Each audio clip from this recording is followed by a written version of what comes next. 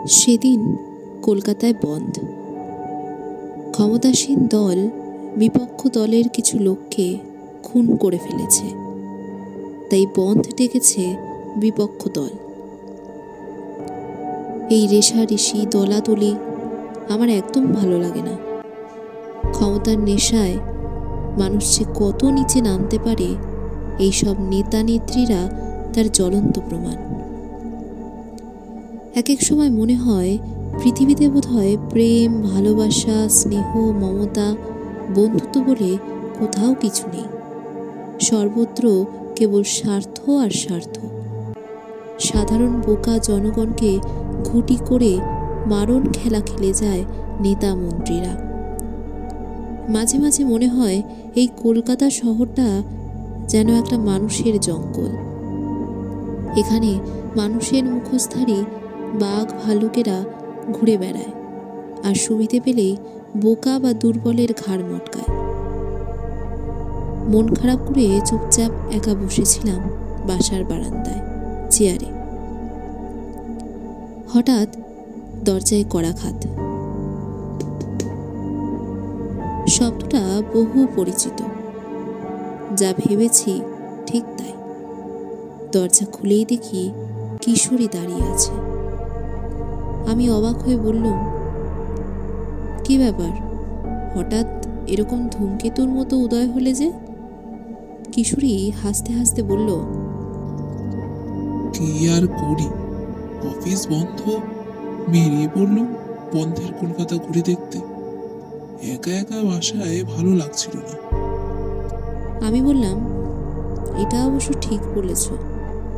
বন্ধের কলকাতা হেঁটে হেঁটে ঘুরতে বেশ ভালোই লাগে, মনে হয় যেন প্রেতপুরী। কিশোরী বলল, ঠিক বলেছ, হন্টেড সিটি।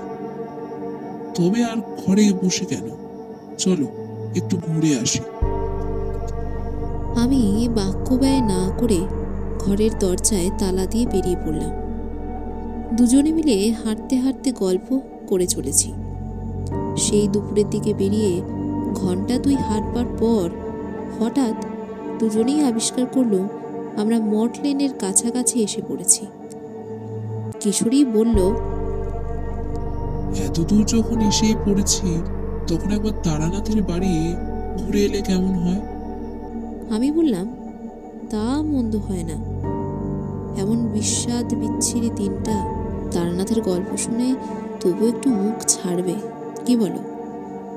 কিশোরী হাসতে হাসতে বলল, গল্প না বলে বলো গুল গল্প।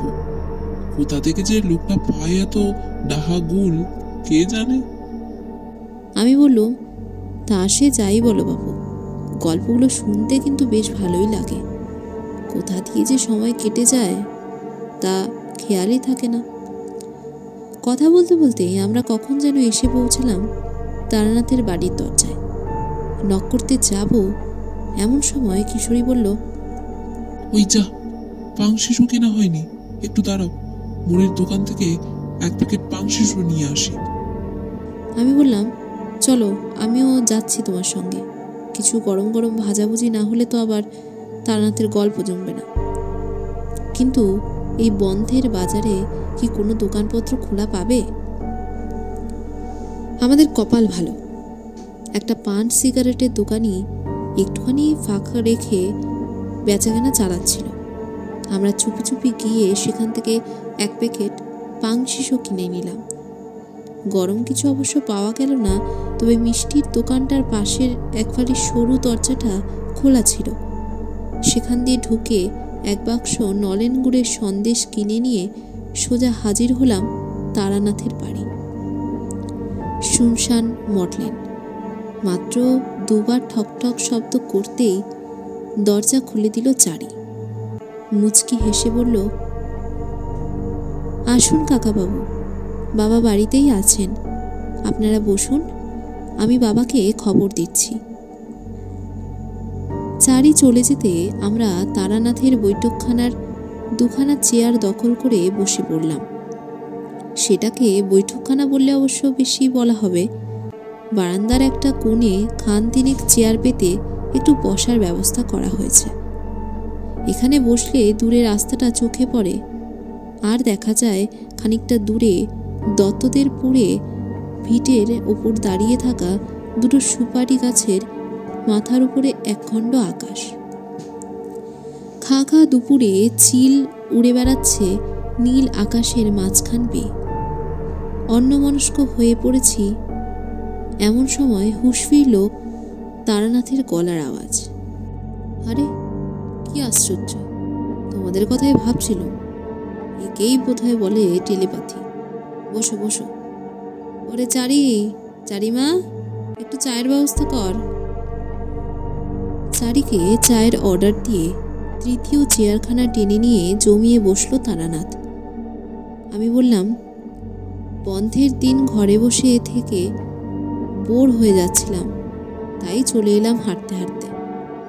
তারানাথ বলল, তা বেশ করেছ, তোমরা এলে কথায় কথায় অনেক পুরনো কথা মনে পড়ে যায়।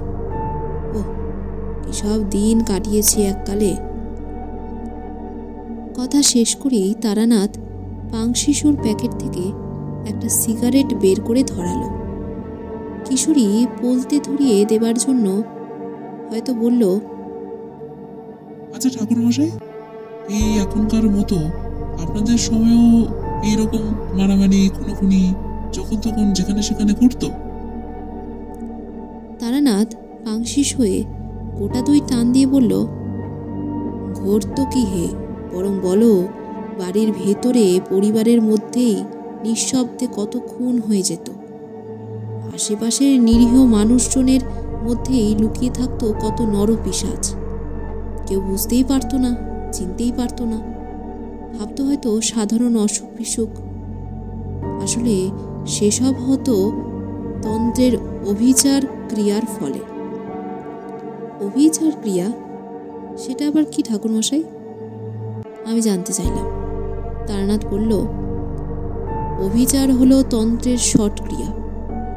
যোগিনী তন্ত্রে লেখা আছে, শান্তিবশ্য সন্তনানি বিদেশ উচ্চাটনে তথা মারণং পরমেশানি শট কর মোদং প্রকীর্তিতম। মানে হলো সস্তয়ন, বশীকরণ, সম্ভন, বিদেশন, উচ্চাটন, মারণ, এই 6 রকম প্রক্রিয়া দ্বারা মানুষের ক্ষতি সাধন, এমনকি মৃত্যু পর্যন্ত ঘটানো যেতে পারে। কিশোরী ফিক করে হেসে বলল, এই শুরু হলো গুলের ফুলঝুরি। তারানাথ সিগারেটে বড় বড় দুটো টান দিয়ে বলল, কি বিশ্বাস হচ্ছে না তো? থাক তাহলে, শুনে কাজ নেই। আমি কিশোরীকে কোনোই দিয়ে জোরসে একটা গুঁতো মেরে বললাম, কিশোরীর কথা ছাড়ুন তো ঠাকুরমশাই, আমি আপনার প্রতিটা গল্প বিশ্বাস করি। আপনি বলুন, আমি অধীর হয়ে আছি শুনবার জন্য। তারানাথের মুখের সিগারেটটা ততক্ষণে শেষ হয়ে গেছে। নেভা অংশটুকু ছাইদানে রাখতে রাখতে সে শুরু করল, সে অনেক দিনের কথা। তখন সবে কিছুদিন হলো কলকাতায় এসেছি। হঠাৎ একদিন এই 10টা-11টা নাগাদ এক ভদ্রমহিলা এলো আমার বাড়িতে। বয়স বেশি নয়, এই 20-22 বছর হবে। আমাকে দেখেই একেবারে হাউমাউ করে কেঁদে পা দুটো জড়িয়ে ধরে বলল, আমার মেয়েটাকে বাঁচান ঠাকুর মশাই, আপনি না বাঁচালে আমার মেয়েটা বেঘরে মারা যাবে। বলে ভীষণ কান্নাকাটি করতে লাগলো মেয়েটি। আমি তো তাকে কোনো রকমে থামালাম। থামিয়ে জানতে চাইলাম, কি হয়েছে তোমার মেয়ের? মেয়েটি বলল, আমার মেয়েকে কেউ বান মেরেছে। আজ 1 সপ্তাহ হয়ে গেল মেয়ে কিছু খায় না। জোর করে খাওয়ালে বমি করে দেয়। বমির সঙ্গে বেরিয়ে আসে থাবা থাবা রক্ত। ঘুমের মধ্যে চিৎকার করে ওঠে, বলে, মেরো না, ছেড়ে দাও। চিৎকার করতে করতে জ্ঞান হারায়। মেয়েটাকে বাঁচান ঠাকুর মশাই।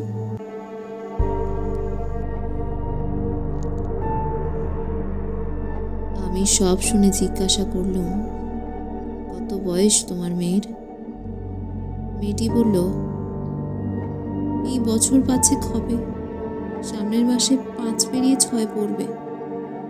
আমি জিজ্ঞেস করলাম, কোথায় থাকো তুমি? মেয়েটি বলল, আমি বারুইপুরের কাছে একটা গ্রাম চরণে থাকি। সেখান থেকে এখানে আসতে 1 ঘন্টা 3 লেগেছে।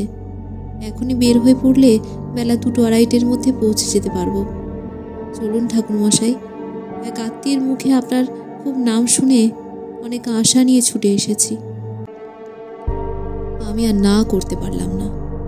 তখনই স্নান সেরে বেরিয়ে পড়লাম, সঙ্গে সেই ক্যাম্বিসের ব্যাগখানা। তার মধ্যেই আমার দরকারি জিনিসপত্র সব থাকে, নানা জায়গা খুঁজে জোগাড় করা সব দুর্লভ জিনিস। কিশোরী বলে উঠল, যেমন কিরকম সব দুর্লভ জিনিস ছিল সেই ব্যাগে? তারানাথ পাংশিশোর প্যাকেট থেকে একটা সিগারেট বের করে ধরাতে ধরাতে উত্তর দিতে লাগলো, চলবে? কিশোরীর প্রশ্নটা শুনে আমিও খুব কৌতূহলী হয়ে উঠলাম। বললাম, হ্যাঁ ঠাকুরমশাই, বলুন, আপনার ওই ক্যাম্বিসের ঝোলায় কি ছিল? তারানাথ পাংশিশোর বাক্সটা থেকে একটা সিগারেট বের করে নিয়ে ধরাতে ধরাতে বলল, সে কি আর একটা জিনিস ভাই, কত রকমের অদ্ভুত অদ্ভুত সব জিনিস। প্রথমেই বলি, তন্ত্রমতে আসনে বসতে হলে 5টি মরার মাথার ওপর পঞ্চমুণ্ডির আসন করতে হয়। ওই 5টা মরা আবার হতে হবে অপঘাতে মৃত্যু হওয়া চণ্ডালের মরা, যেমন সাপে কাটা, বাজ পড়া, জলে ডোবা, গলায় দড়ি কিংবা আগুনে পোড়া। বিভৎস সব ব্যাপার যাকে বলে। এই পর্যন্ত বলে একটু থামলো তারানাথ। তারপর সিগারেটে 2টো টান দিয়ে আবার শুরু করলো। আসনে বসতে হলে হরিণের কিংবা বাঘের চামড়াই প্রশস্ত, কিন্তু তার অনেক দাম।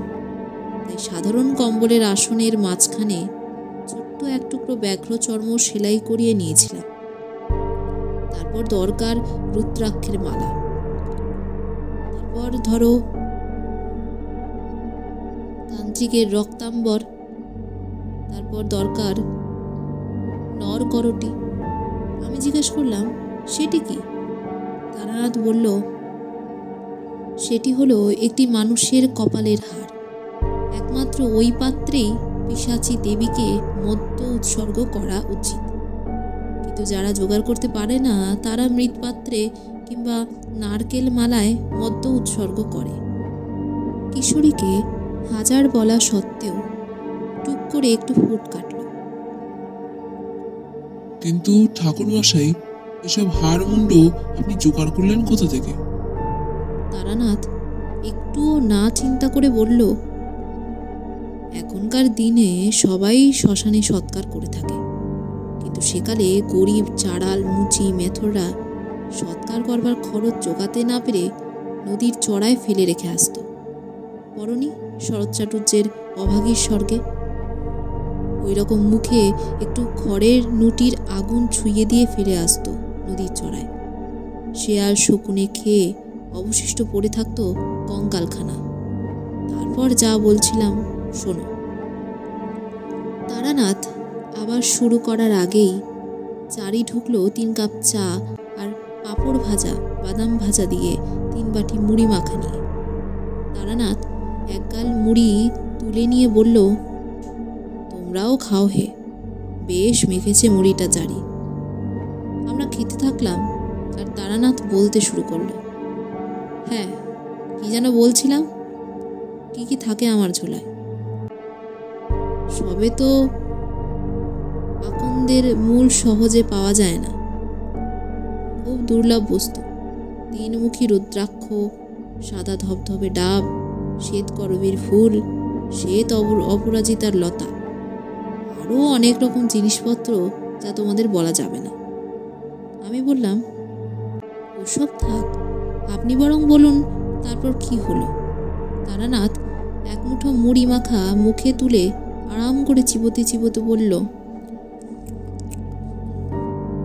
সবকিছু গুছিয়ে নিয়ে দুপুরের ট্রেন ধরে পৌঁছে গেলুম ওদের গ্রামে চরণে।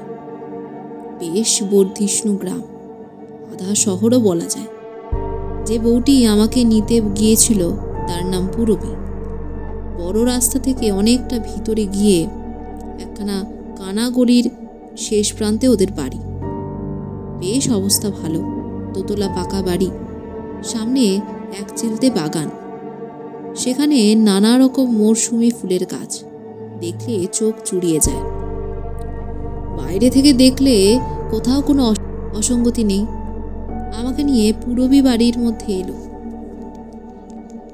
বেশ ভালো অবস্থা, দোতলা পাকা বাড়ি, সামনে এক চিলতে বাগান, সেখানে নানা রকম মরশুমি ফুলের গাছ, দেখলে চোখ জুড়িয়ে যায়। বাইরে থেকে দেখলে কোথাও কোনো অসঙ্গতি নেই। আমাকে নিয়ে পূরবী বাড়ির মধ্যে এলো। তারপর ডাকলো, বুনি, ও বুনি, শিগগির আয় তো বোন, এক ঘটি জল নিয়ে। দেখ ঠাকুরমশাইকে এনেছি, অনেক সাধ্য সাধনা করে। একটু পরেই দেখলাম একটা বছর 17-18 মেয়ে ঢুকলে বৈঠকখানা ঘরে।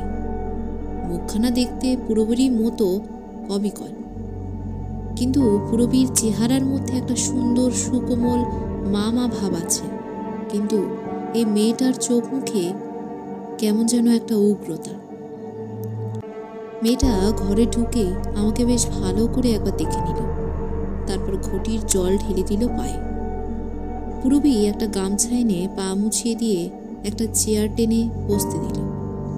আমি বললাম, এখন বসবো না মা, আগে খুকিকে দেখি, আমাকে তার কাছে নিয়ে চলো। পূরবী আমাকে সঙ্গে করে একটা বড় শোবার ঘরে নিয়ে এলো। বুঝলাম এই ঘরটাই পূরবী আর ওর স্বামীর শোবার ঘর। কারুকার্য করা বিশাল খাটের একপাশে মেয়েটা কুকড়ে গুটিসুটি মেরে শুয়ে আছে। মনে হচ্ছে যেন খাটের সঙ্গে মিশিয়ে গেছে শরীরটা। ফ্যাকাশে গায়ের রং, মাথার চুলগুলো লালচে। আমি গিয়ে পাশে বসে গায়ে হাত রাখলাম। বাচ্চাটা চমকে তাকালো আমার দিকে অবাক হয়ে। তারপরেই চিৎকার করে উঠল অমানসিক গলায়, চলে যা, চলে যা, মেরো, মেরো, মোর, মোর। আমি চমকে উঠলাম। ওর মা দৌড়ে গিয়ে মেয়েকে কোলে তুলে নিতেই দেখলাম মেয়েটা দুহাত দিয়ে বুকের মধ্যে আঁকড়ে আছে একটা প্লাস্টিকের পুতুল, আর পুতুলটার ঘাটটা ভাঙা, ঠিক যেন কেউ ঘাটটা মোটকে দিয়েছে পুতুলটার দিকে স্থির দৃষ্টিতে দেখতে দেখতে আমি স্পষ্ট দেখলাম একটা কালো ছায়া যেন ঘিরে আছে পুতুলটাকে। আমি তক্ষুনি পূরবীকে বললাম, এটা এখানে কেন? ফেলে দাও এটাকে, এখনই বাইরে ফেলে দাও। তুতুল মানে ওই ছোট্ট মেয়েটা চিৎকার করে উঠল। প্রাণপণে পুতুলটাকে আঁকড়ে ধরে মাথা নেড়ে নেড়ে বলতে লাগলো, না না, আমার মেয়েকে ছাড়বো না, আমার মেয়ে। আমি বললাম, খোকো, তোমার মা নতুন পুতুল কিনে দেবে, ওটা তো একটা ভাঙা পুতুল, ফেলে দাও। পুতুল আরো জোরে কাঁদতে লাগলো, পুতুল বুকে আঁকড়ে। আমি উঠে জোর করে পুতুলটা কেড়ে নিয়ে জানলা দিয়ে ছুঁড়ে ফেলে দিলাম পেছনের বাঁশবাগানের মধ্যে। পুতুলের মাকে বললাম, বাড়িতে আর কোনো পুতুল নেই? পূরবী বলল, আছে ঠাকুরমশাই, অনেক পুতুল, ভালো ভালো দামি দামি পুতুল আছে, কিন্তু ওর ওটাই চাই। আমি বললাম, ওই পুতুলটার জন্যই ওর অসুখ। পুতুলটা মন্ত্রপুত, এবার একটা সস্তয়ন করব, মেয়ে তোমার ভালো হয়ে উঠবে। একটু পরেই পূরবীর স্বামী অফিস থেকে ফিরলেন। অতি সুন্দর রূপবান যুবক, কথাবার্তাও খুব অমায়িক। গল্পে গল্পে বেশ আলাপ জমে গেল আমাদের। দেখলাম ভদ্রলোকের বেশ পড়াশুনোও আছে, নানা বিষয়ে জ্ঞান। কথায় কথায় জানা গেল আমাদের ওই দিকেই দেশ, সেখানে জমি জমা আছে। কলকাতায় চাকরি করে ভালো বিলাতি কোম্পানিতে। মাঝে মাঝে দেশে যায়। সম্প্রতি শাশুড়ি মারা যাওয়ায় শালিটিকে কাছে এনে রেখেছে। আমি বললাম, কতদিন হলো শালি আছে? ভদ্রলোক বলল, তা মাস 2 হবে। ভাবছি ভালো ছেলে পেলে বিয়ে দেব মেয়েটার। আপনি তো নানা জায়গায় ঘোরেন, দেখবেন তো ঠাকুরমশাই, ভালো ব্রাহ্মণ পাত্র থাকে যদি কেউ। লক্ষ্য করলাম দরজার আড়ালে শট করে কেউ যেন সরে গেল। অনুমানে বুঝলাম এ আর কেউ নয়, ওই পুরবীর বোন করবী লুকিয়ে আমাদের কথা শুনছিল। রাতের খাবার জন্য ডাক পড়ল। আমি মুখ হাত ধোবার জন্য বারান্দার পাশে কলতলার দিকে যেতে যেতে ওদের শোবার ঘরের দিকে চোখ পড়ে গেল। সঙ্গে সঙ্গে আমি আঁতকে উঠলাম। পুতুলটা যথারীতি তুতুলের কোলে, আর তার মাসি তাকে গল্প বলে ঘুম পাড়াবার চেষ্টা করছে। আমি চিৎকার করে উঠলাম, কি করে এলো ওই অলক্ষণে পুতুলটা এখানে? কে আনলো?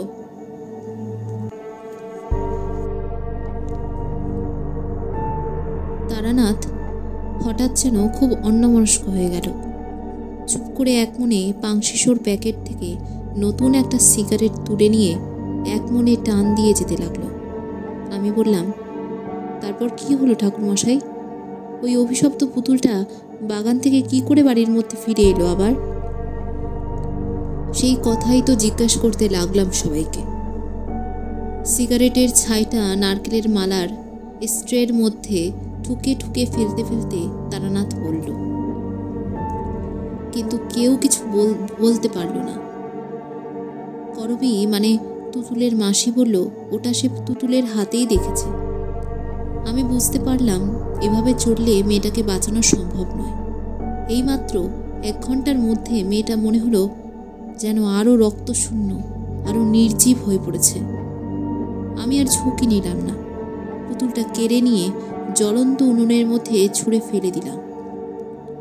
মুহূর্তের মধ্যে দাউ দাউ করে জ্বলে গেল পুতুলটা। আমি বারান্দা থেকে নেমে উঠোনের কলে মুখ হাত ধুয়ে নিলাম। বারান্দা দিয়ে হেঁটে ফিরে আসছি খাবার জায়গায়। আসার সময় উকি মেরে বড় ঘরে খাটের ওপর তুতুলকে একবার দেখতে গিয়ে যা দেখলাম তাতে তো আমার চক্ষু চড়ক গাছ। তুতুল 2 চোখ বন্ধ করে আধমরার মতো পড়ে আছে, আর তার কোলের মধ্যে 2 হাতে জড়িয়ে ধরা সেই ঘাড় ভাঙা পুতুলটা যেন কিক কিক করে মিচকে হাসি হাসছে আমার দিকে তাকিয়ে। আমার গায়ের লোম খাড়া হয়ে গেল। আমি মুহূর্তেই ঠিক করে নিলাম আমাকে কি করতে হবে। পুরবীকে ডেকে বললাম, মা, আজ আর খাওয়া হবে না আমার, এখনই পুজোয় বসতে হবে আমাকে।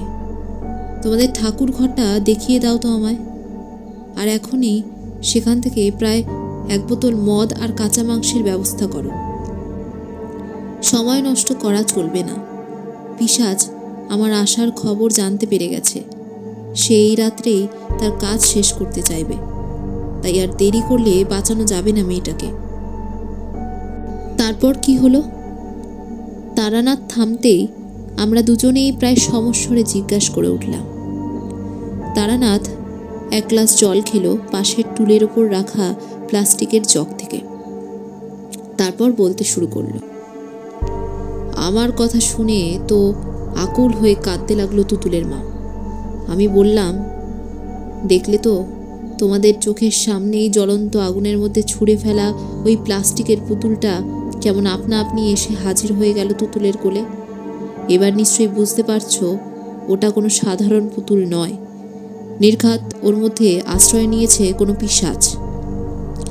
তুতুলের মাকে সান্ত্বনা দিয়ে তার বাবা বলল, এত ভেঙে পড়ো না, ঠাকুরমশাই যখন এসেই পড়েছেন নিশ্চয়ই তুতুলকে বাঁচিয়ে দেবেন। তুমি বরং যত তাড়াতাড়ি পারো ওর পুজোয় বসার ব্যবস্থা করে দাও। আমি দেখছি মদ আর মাংসের জোগাড় করতে পারি কিনা। বলতে বলতে ভদ্রলোক টাকা নিয়ে বাজারের দিকে বের হয়ে গেলেন।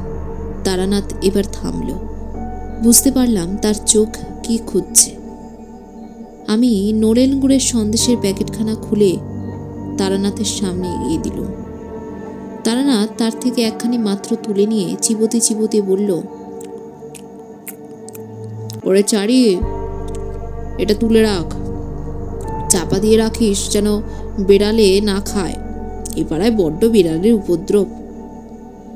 আমি আর কিশোরী মুখ চাওয়াচাওয়ি করতে লাগলাম, কিন্তু কয়েক সেকেন্ডের মধ্যেই তারানাথ আবার তার গল্প শুরু করতেই আমরা নড়েন গুড়ের সন্দেশের দুঃখ ভুলে গল্পের মধ্যে তলিয়ে গেলাম। রাত তখন 11টা প্রায় বাজে, বুঝলে।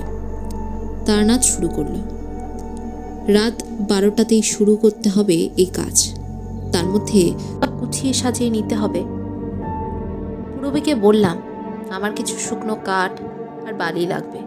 নদীর চড়ায় কিংবা নির্জন পাহাড় চূড়ায় হোমের জন্য বালির দরকার হয় না, কিন্তু গৃহস্থ বাড়িতে হোম করতে হলে বালির দরকার হয়। আমি পুজোর ঘর থেকে শুনতে পেলাম পূরবী তার বোনকে বলছে, যা না বোন, পাশেই নতুন বাড়ি তৈরি হচ্ছে, ওখান থেকে একটু বালি নিয়ে আয়। মেয়েটা হঠাৎ ঝংকার দিয়ে উঠে পড়ল, আমি ওসব পারবো না, যাও নিজে আনো। এসব পুজো টুজো আমার একদম ভালো লাগে না। আমি কলেজে পড়ি সায়েন্স নিয়ে, কোথাকার কে এক ভণ্ড এসে তোমাদের মাথায় হাত বুলিয়ে মোটা টাকা নিয়ে চলে যাবে, ওসবের মধ্যে আমি নেই। পূরবী ফিস ফিস করে বলল, চুপ কর চুপ কর, উনি পাশের ঘরেই আছেন, শুনতে পাবেন।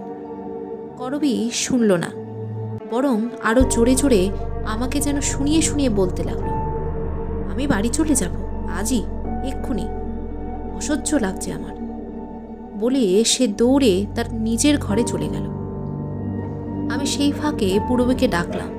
ও পুজোর ঘরে আমার কাছে এলে বললাম, মা, যেভাবে পারো বোনের যাওয়া আটকাও। কিন্তু করবী ততক্ষণে সুটকেস হাতে বেরিয়ে পড়েছে। পূরবী কত করে বলল, যাস না বোন, আজ রাতটা থাক, এত রাতে আমার বাড়ি থেকে এভাবে চলে গেলে লোকে আমাদের বদনাম দেবে, বাবা আমাদের কি ভাববেন বলতো। কাল সকাল হোক, তোর জামাইবাবু নিজে গিয়ে তোকে রেখে আসবেন। কিন্তু করবী কোনো কথায় কর্ণপাতই করল না। কারো দিকে না তাকিয়ে সে গটগট করে হেঁটে চলে গেল। পূরবী পেছন থেকে চেঁচিয়ে বলল, এত রাতে বাস ট্রেন কিছু পাবি না, সেই স্টেশনে গিয়ে বসে থাকতে হবে। করবী কোনো উত্তর না দিয়ে চলে গেল। আমি পূরবীকে বললাম, ভেবো না মা, ওকে ফিরে আসতেই হবে, এখানেই ফিরে আসতে হবে। একমাত্র সন্তানের ওই রকম অসুখ, তার উপর বোনের এই ব্যবহারে মেয়েটা কেমন যেন বোবা হয়ে গেল। চুপ করে পুজোয় ঘরের বাইরে বসে আমার কাজকর্ম দেখতে লাগলো আর চোখ মুছতে লাগলো। আমি আমার পঞ্চমুণ্ডির আসন সাজিয়ে বললাম, তার মানে বাঘছালের নিচে 5টা অপঘাতে মরা চণ্ডালের মাথা, যেগুলো আমি সঙ্গে করে এনেছিলাম, সেগুলো সাজিয়ে নিয়ে বসে পড়লাম। বালি আর কাঠ এনে পূরবীর স্বামী সৌমেন যজ্ঞকুণ্ড তৈরি। আমি বসার আগে সেই ক্যাম্বিসের ব্যাগ থেকে তসরের লাল ধুতিখানা বের করে কপালে রক্ত চন্দনের তিলক এঁকে নিয়েছি। পূরবী শঙ্খধ্বনি করতে যাচ্ছিল। আমি তাড়াতাড়ি বারণ করলাম, বললাম, এখন এই ঘর হলো মহাশ্মশান। এই শ্মশানেই তো শ্মশানবাসিনী মা তার 64 যোগিনী নিয়ে ঘুরে বেড়ান। শ্মশানে শঙ্খধ্বনি কে করবে মা? পূরবী দীর্ঘশ্বাস ফেলে চুপ করে বসে রইল ঘরের দুয়ারটির কাছে। রুগ্ন ঘুমন্ত শিশুটিকে নিয়ে বড় ঘরে বিছানায় বিশ্রাম নিচ্ছে তার স্বামী। চারিদিক নিস্তব্ধ, নিচ্ছুম। রাত 12টা বাজে কাটায় কাটায়। আমি চোখ বন্ধ করে এক মনে বীজ মন্ত্র জপ করতে শুরু করে দিলাম। ক্রিং ক্রিং ক্রিং হুং হুং হিং হিং শ্মশান কালিকা ত্রিং ত্রিং ত্রিং হুং হুং ত্রিং ত্রিং স্বাহা। চোখ বন্ধ করে আমার গলার রুদ্রাক্ষের মালায় জপ করে যেতে লাগলাম 1008 বার। ক্রমে আমার চারপাশ থেকে জগৎ সংসার মুছে গেল। শুধু আমার কপালের মাঝখানে আজ্ঞা চক্রে উজ্জ্বল নীল আলোর এক বিন্দু, সমস্ত চৈতন্য সেই বিন্দুতে, জগৎ সংসার তলিয়ে গেছে সেই বিন্দুতে। অতীত, বর্তমান, ভবিষ্যৎ কোথাও কিছু নেই, এমনকি আমিও নেই, শুধু সেই বিন্দু, তীব্র নীল আলোর একটা ফোঁটা।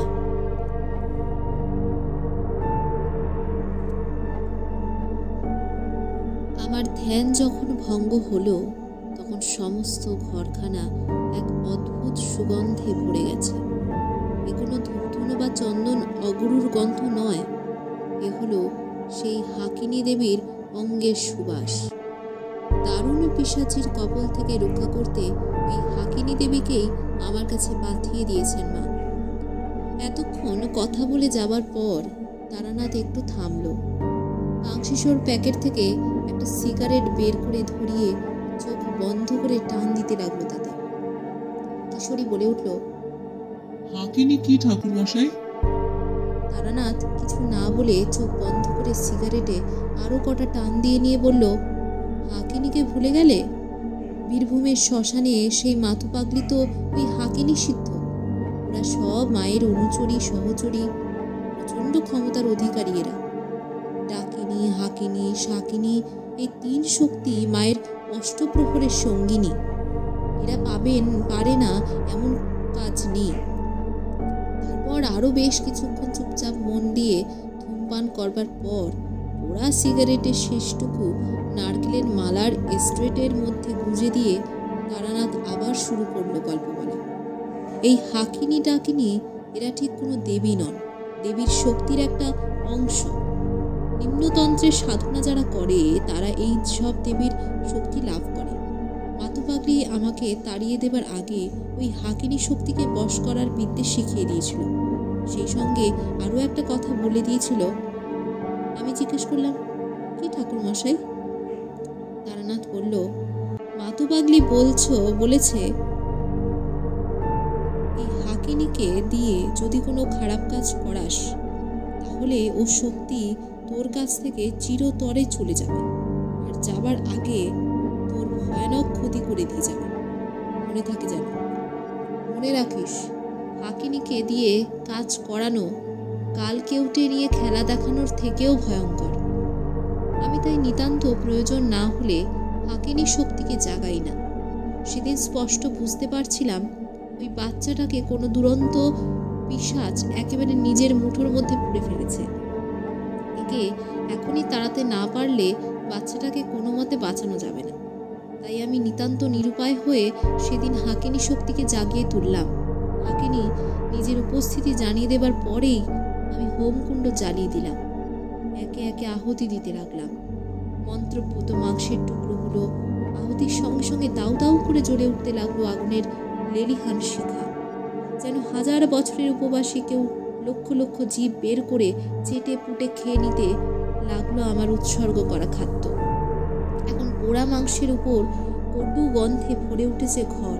এবার আমি বাচ্চাটার মাকে ডেকে বললাম, রবি, যাও তো মা, ওই ঘাড় ভাঙা পুতুলটাকে আমার কাছে নিয়ে এসো।